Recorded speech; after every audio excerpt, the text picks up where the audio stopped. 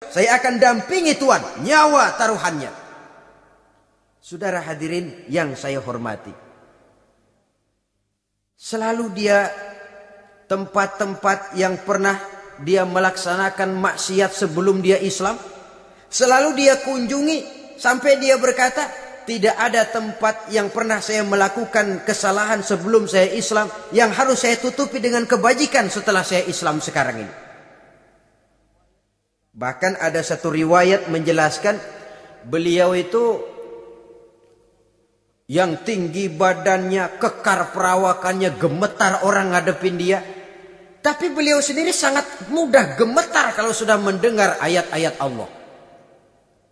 Sehingga ada satu riwayat menjelaskan Sayyidina Umar itu setelah masuk Islam, kalau sholat kadang-kadang bila menoleh ke kanan beliau senyum, bila menoleh ke kiri beliau menangis berurai air mata. Ada orang bertanya, ya Umar, kenapa menengok ke kanan kau senyum, ke kiri kau menangis? Itulah kalau saya ingat jahilnya saya sebelum Islam. Adapun bila saya menoleh ke arah sebelah kanan saya tersenyum, teringat betapa dulu saya membuat berhala dari korma. Saya tumpuk-tumpuk, saya susun begitu rupa. Setelah saya sembah, saya makan itu korma. Gagah betul saya waktu itu, sampai Tuhan pun saya makan. Adapun kalau saya menoleh ke kiri, teringat putri kesayangan saya yang terbawa oleh tradisi jahiliyah, takut menanggung aib, merasa malu mempunyai anak perempuan sampai dia terkubur hidup-hidup. Berurai air mata saya mengingat semua itu. Padahal Nabi sudah memberikan jaminan. Sebab saudara jangan lupa, orang kafir masuk Islam, dalam Islam itu dihitung dari bayi lagi. Dari nol, itulah untungnya. Jadi misalnya sudah 60 tahun, dari kecil sampai 60 tahun kafir. Umur 61 masuk Islam. Nah, sejak umur 61 itulah yang dihisab oleh Allah. 60 tahun ke bawah gratis bersih pemutihan. Istimewa betul. Tapi jangan lalu diniatin, gua kafir aja ah. Nanti sudah tua-tua mau giliran mati baru Islam. Nah, itu diniatin lain. Ini yang karena faktor hidayah, saudara-saudara. Nah, cintanya kepada baginda Nabi luar biasa. Dalam setiap pertempuran beliau selalu di front terdepan. Bahkan demikian cintanya sampai ketika hari di mana baginda Nabi wafat, saudara-saudara.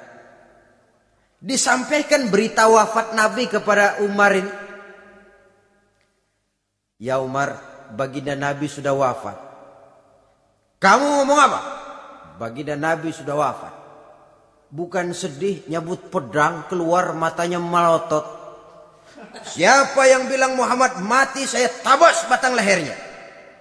Begitu cintanya beliau kepada baginda Nabi, sampai-sampai nggak menerima kalau Nabi wafat.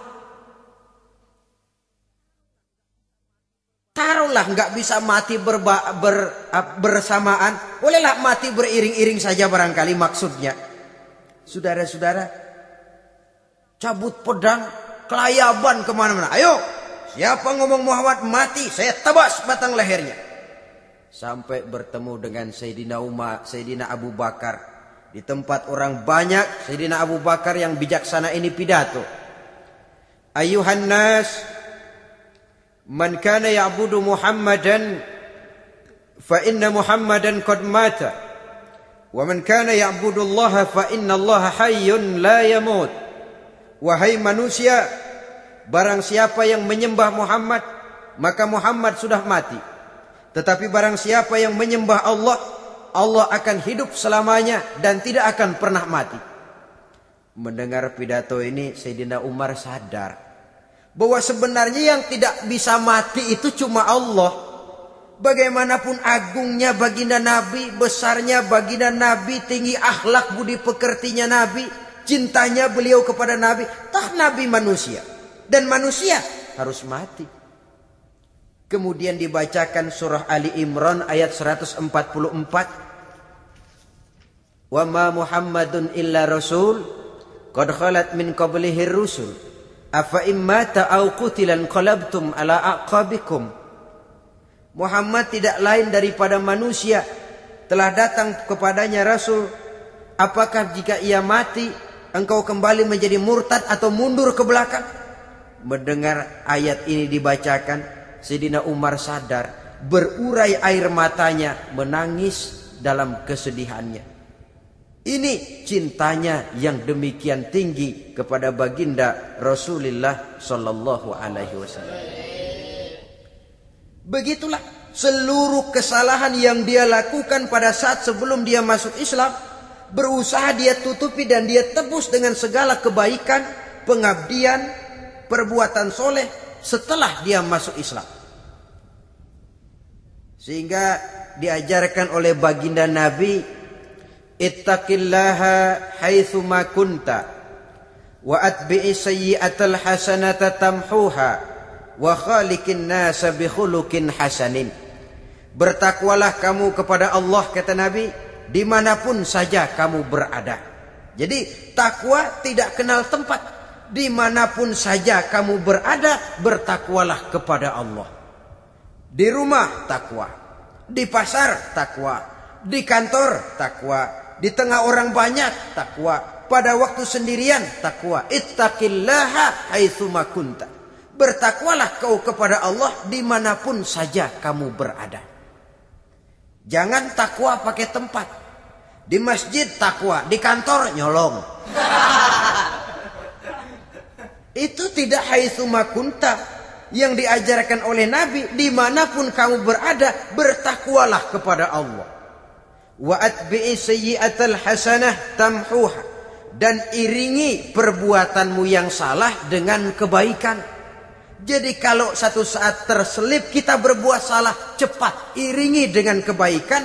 Tamhuha, dengan harapan kebaikan yang kita kerjakan akan menutupi dosa yang terselip kita lakukan. Ngomongin orang, astagfirullahalazim, banyak istighfar. Istighfarnya mudah-mudahan bisa nutupin dosa karena ngomongin orang. Tapi jangan lalu tambal sulap.